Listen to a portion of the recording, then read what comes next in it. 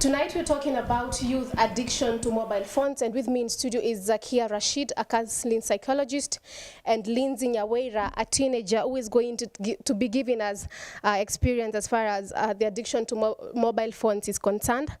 You can be part of this conversation by tweeting and sharing your views and comments on our social media platforms. That is on Y254 channel, hashtag Y254 News on Twitter, and also Y254 channel on Facebook. Cell phone addiction is a modern phenomenon and has put many traditional assumptions to the test. In the past, addiction meant something different to parents, where parents were more worried about their kids being addicted to cocaine, heroin, and nicotine. Today, the addiction landscape has shifted. Teens hooked to their smartphones for 7 hours on average each day. Teenage cell phones addiction goes well beyond texting and talking. It includes apps, games, and in particular social media. For teens, cell phones have become a way to comment and criticize, approve and admire. They're not always communicating with friends. Often they are commenting on the activities, checking for likes and responses to their own posts. The clinical community defines cell phone addiction as a behavioral disorder, which means obsessive use that affects everyday functioning. Like any addiction, once triggered, it can be quite difficult to stop. There's a biological component to this behavior. The brain reacts to the cell phone as if it were a drug. Studies have shown that both the phone ringing and the alert of a new text cause the brain to release dopamine. So that is basically some of the effects that the mobile phone, or that is how far addiction has really become. It has become an issue of concern in the society, that is in Kenya and even globally. But tonight we seek to understand how far can you stay without checking your phone? Or how many times in a day do you check your phone? And starting this discussion tonight, I would like to start with my first question, directing it to Lindsay. As a young person, probably, how many times do you check your phone? And for those times that you're checking your phone, what would you be doing? To start with, I cannot do without my phone. Okay. So sometimes I usually check on nothing, but I just have that habit that I need to have my phone. So sometimes I even have this behavior when you're talking to me, I'm looking at my phone, but when you ask me what are you looking at, I can't answer. Okay. Probably I'm looking for new notifications because I'm in social media sites. I'm looking whether my tweets have been retweeted, or whether my my Instagram pictures have been liked, or whether there's something trendy so that I can actually post it, or be the first one to retweet it. Okay. Yes. So Zakia, you might be a counseling psychologist, but you're also a person with a smartphone. This is not something that is only affecting the teenagers. As much as the teenagers are the higher percentage of people who are getting addicted to their phones, adults too these days, most of the times you find them were on their phones, especially people driving. You can find someone, they are driving, and maybe when they're waiting for the green light to say go, people will go to check on their phones. How many times in a day do you check your phone? Okay, thank you, Patricia. And I'm laughing because I find it a little bit, it's a tough question. Yeah. I may not really be able to count the numbers, you know, in terms of how many times I check my phone. But I can say that I'm very much sure that I may not exceed the limit where I say I'm addicted to my phone. Okay. Personally, I can leave my phone home, go to work, or go to town, or go to wherever, and I'll not crave for my phone simply because I left it in the house, or even rethink of going back to go and get my phone. I'll just say, I forgot it, so be it. Let me move on. I'll get in the evening and check what called, wasn't called, and life goes on. Okay. We are living in an era whereby parents, when your little baby cries, you just give them your phone. You put on a game, put on a cartoon for them, and give them that phone. Parents are more secure these days to have their children in the house, hooked in their iPads, the phones and everything, than have their kids playing outside.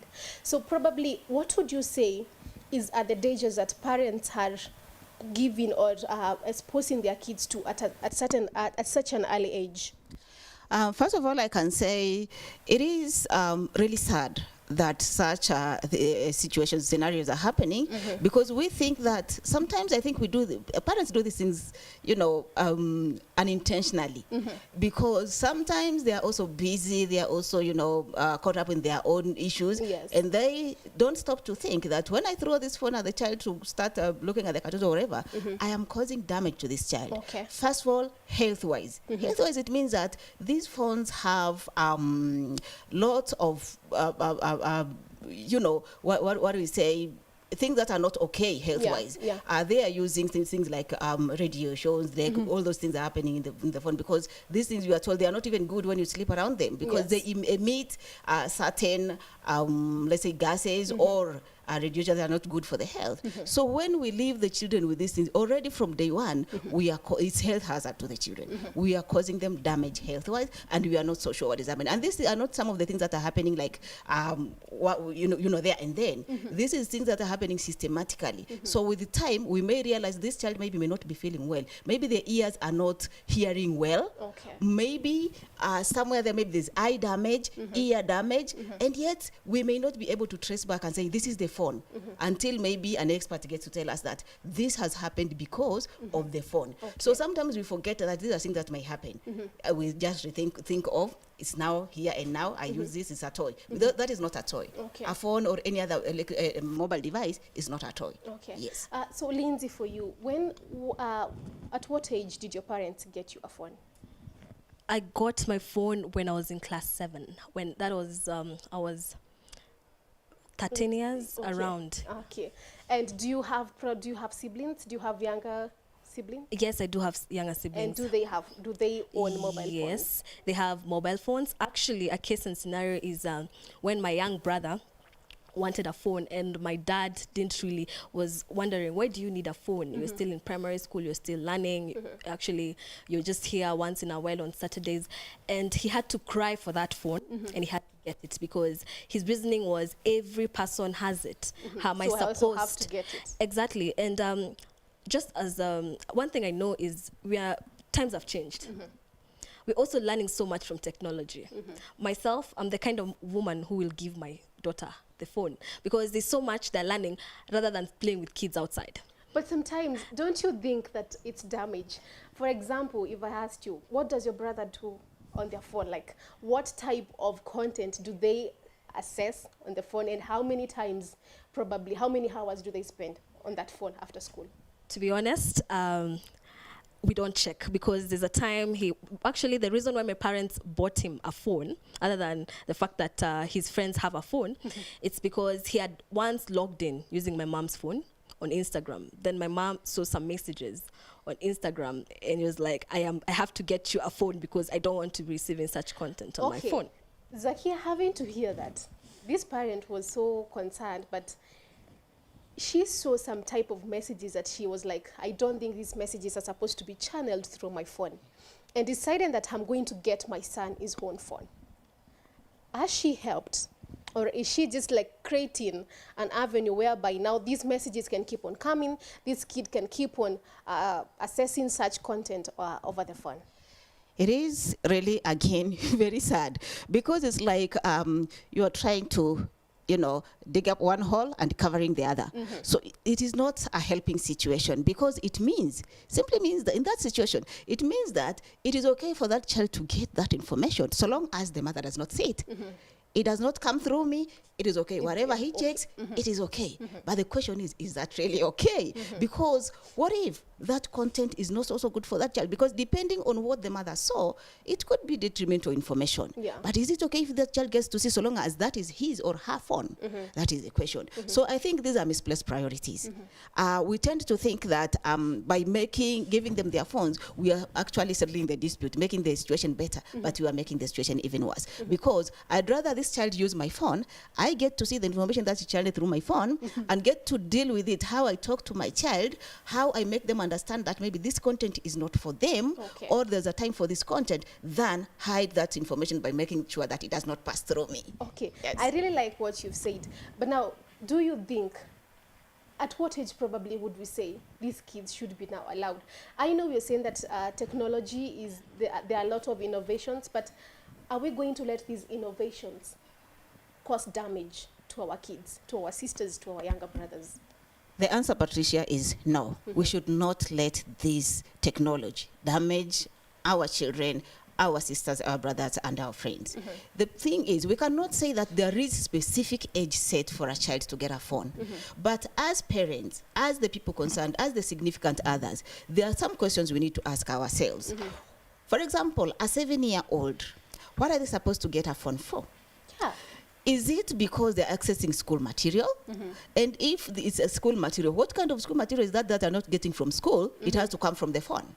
Second, is it communication? Because if it's communication, where is this child for this person to be able to communicate with? Because as a parent and as a 7-year-old, it means either there's a nanny in the house. If I want general information, I have to call the nanny and say, I want to talk to my child. I don't have to call that child straight away. Then, if it is another, that kind of communication, again, I do not have to communicate to the child directly, especially when I'm not around. Because some parents have argued that when I'm at work, when I'm doing this and that, I have to call my child, get to know how they are doing. I can't just be asking the nanny. But you brought that nanny there, and you trust that nanny. That's why you brought that nanny to the house in the first place. So if you do not like the information she's giving you, why are you leaving that nanny with your child? Okay. Yes. So in terms of addiction, Lindsay, would you say you're addicted to your phone?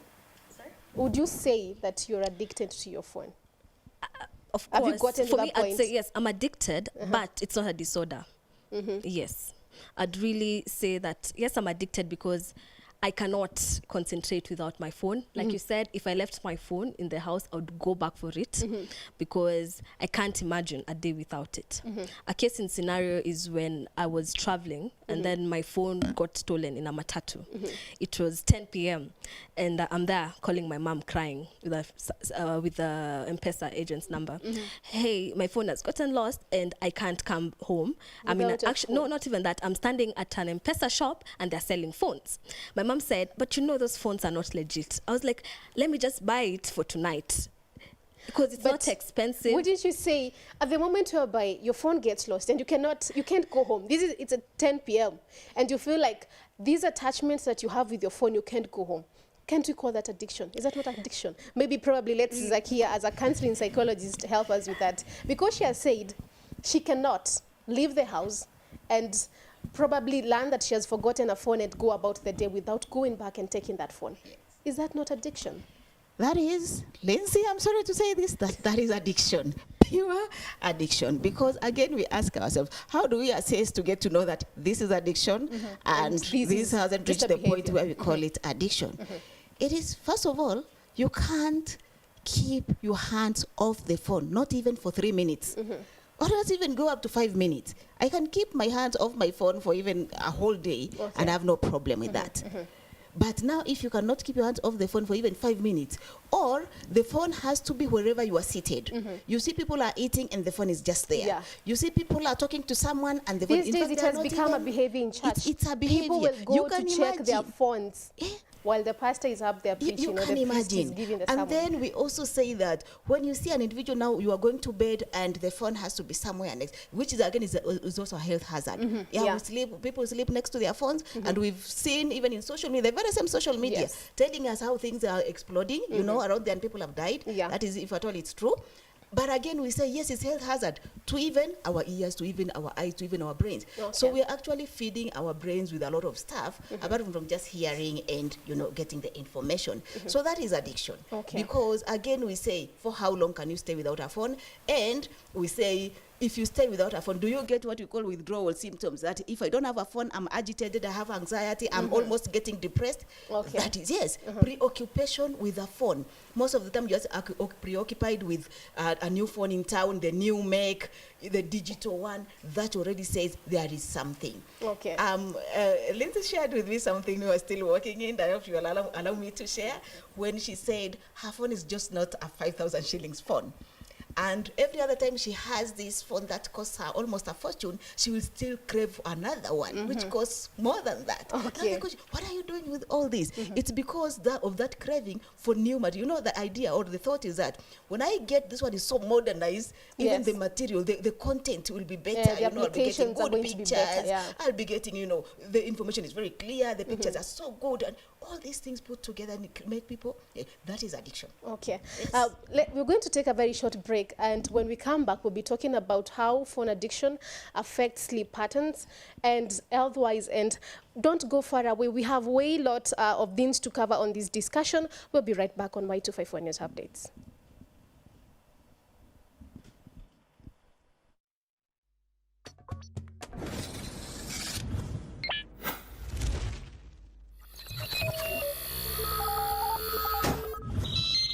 Y254. Imagine.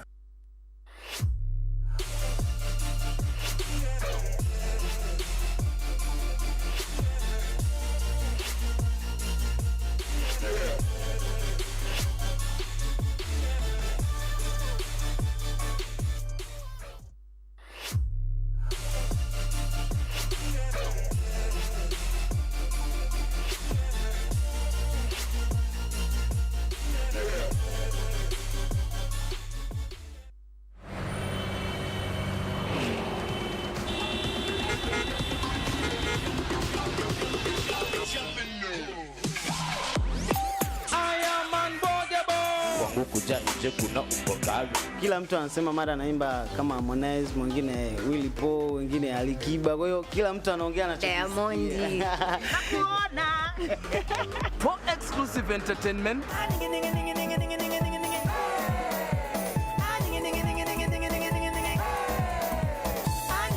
Join me for Limboko. And me, Feline Adisa. On Karaoke Live. See you Wednesday. Nivishape kidoleni waonyeshe mimi wako kama sikutoshimie ai niachilie mafisi. Oh, tumemwaga unga.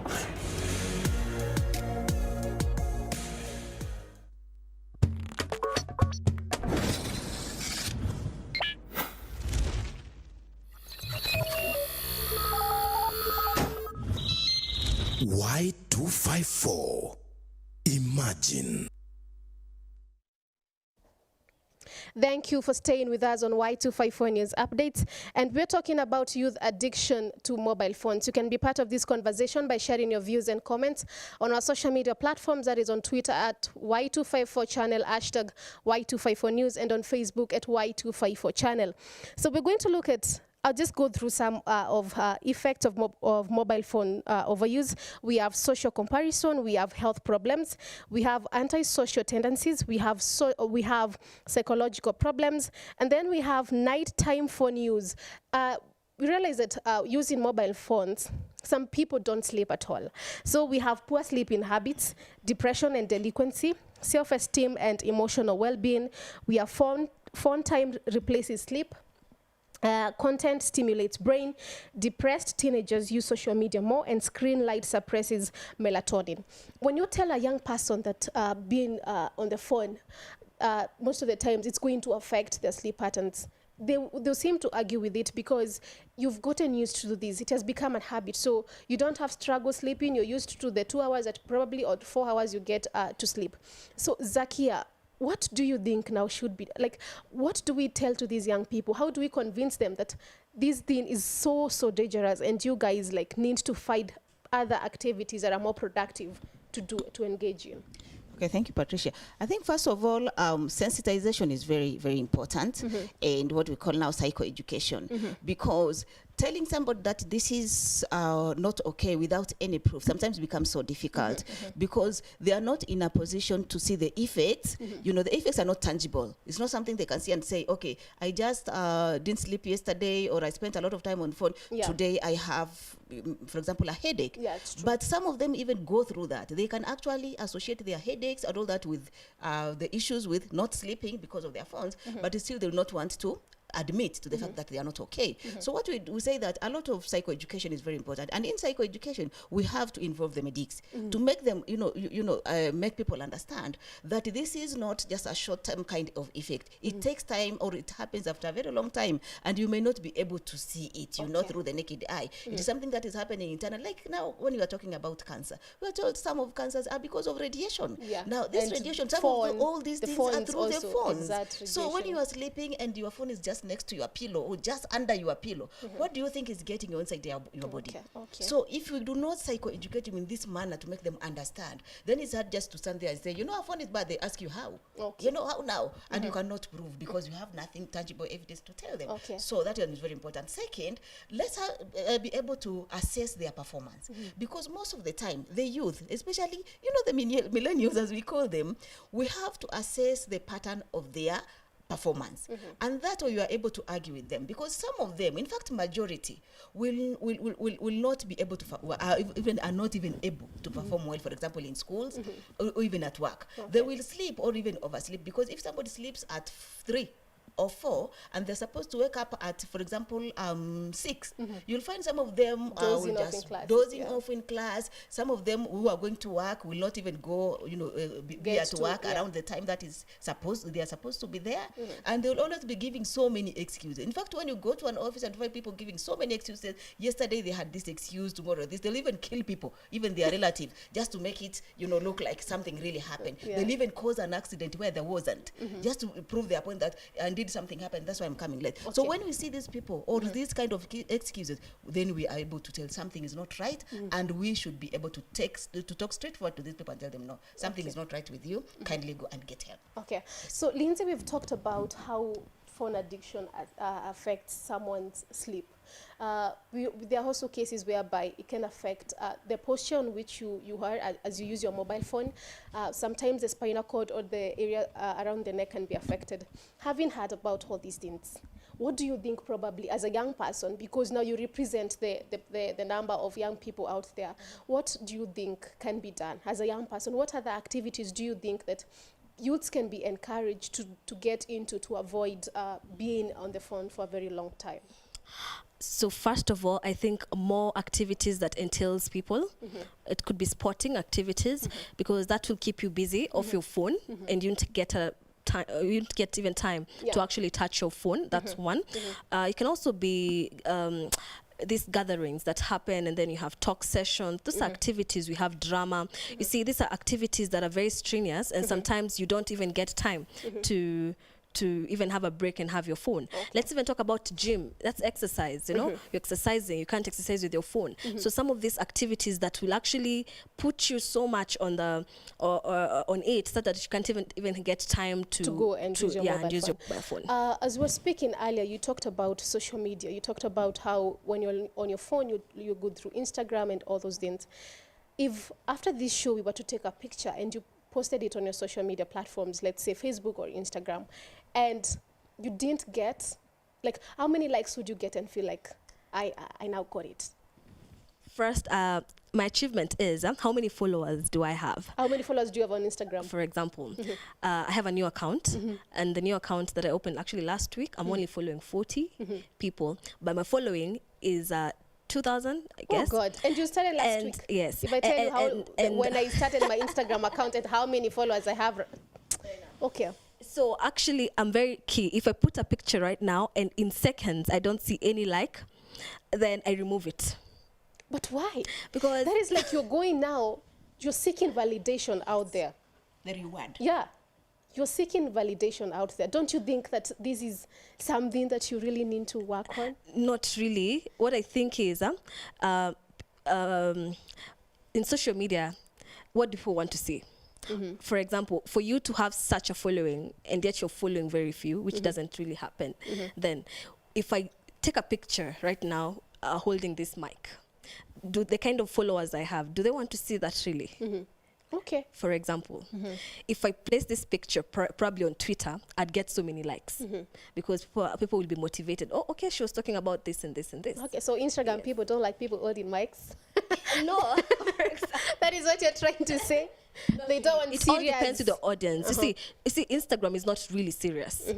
You see, Instagram, you'd get more likes, for example, if you took a picture on the beach. Okay. You understand? But then don't you think we've had instances whereby young people have committed suicide because they posted a picture, someone did not like them, people commented so negatively about them, and there was no one to see it because we've taken this in to be a very normal thing, and people have done terrible, terrible things because of it.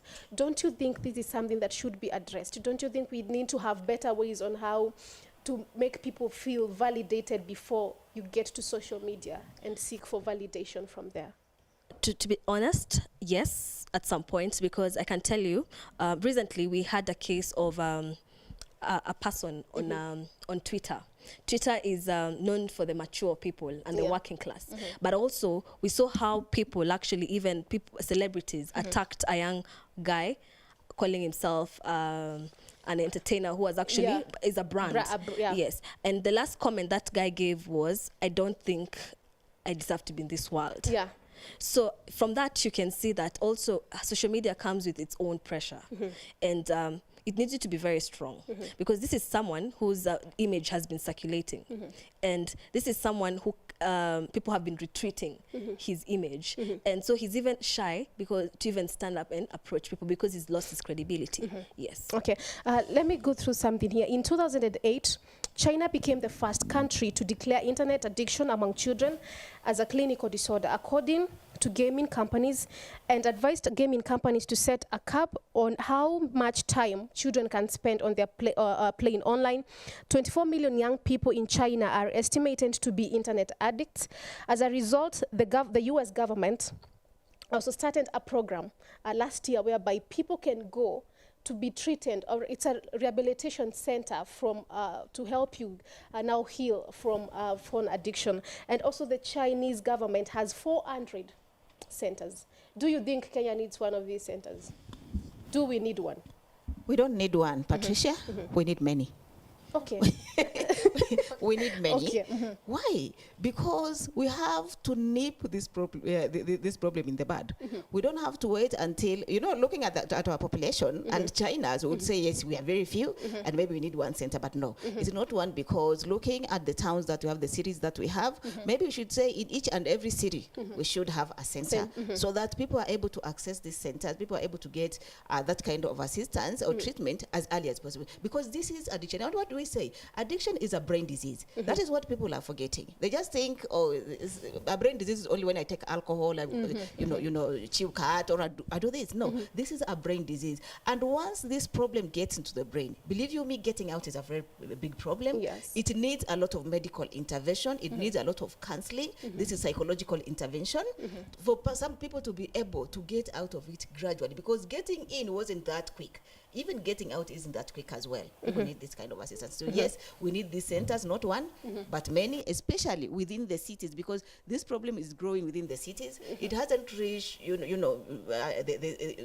out there very much. Okay. The suburbs, but they're still coming up. We go to the village and we already see people are already catching up with internet and all these things. Yes. And where there's data, believe you me, a lot of things are happening. Yeah, it's true. So we get to say, yes, we need them. And as much as we have them, again, this is not that's the only thing that we can do. We also need to start dealing with this problem from the household level. It doesn't have to get so clinical. We can start from the household by what, like for example, Lindsay was sharing. Can we encourage our children to do all these other activities instead of just trying to soothe them with phones? With gadgets. Anytime a child cries, you just throw at it because you want to go cook, and this is the only consolation price you can give. Yeah. Okay. Can we go with that child to the kitchen? As I cut onions, they are cutting Let them see what I'm tomatoes doing. and doing this. Sit them on the working space there and let them take, a blunt knife, let them do something. Okay. So are we, instead of just leaving them there in the living room, because with a phone they'll be very quiet. Then again, when you talk about these activities, how we encourage children or the youth or the youngsters to participate in these activities, because even as you say, the youngsters or the youth, even the grown-ups, just as you say, they are also part of this. Yes. Some of them have really gotten so addicted, it is shocking.